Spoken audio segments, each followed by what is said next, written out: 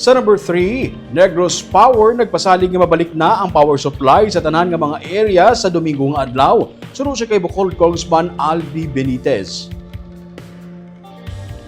Inagit pahayag ni Congressman Albee Benitez kaupo na presidente sa kag-CEO sa Negros Power nga si Ruel Castro. Sunod kay Benitez, nagpasalig ang Negros Power nga ginahimo nila ang tanan nga pamaagi agud masiguro nga mabalik ang kuryente sa Bacolod sa Domingo o kun antes pa sini.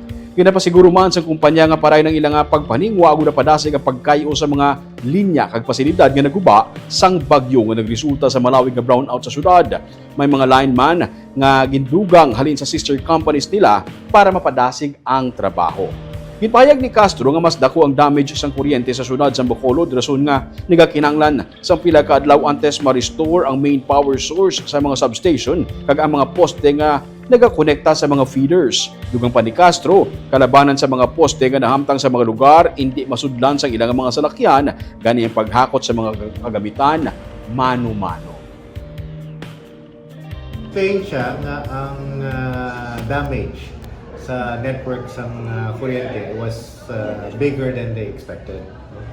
And it took them a couple of days para ma-restore ang main power source sa mga substation kag ang mga poste nga kadto sa mga feeders para magkadto sa atong mga balay kalabanan kuno ara sa mga uma.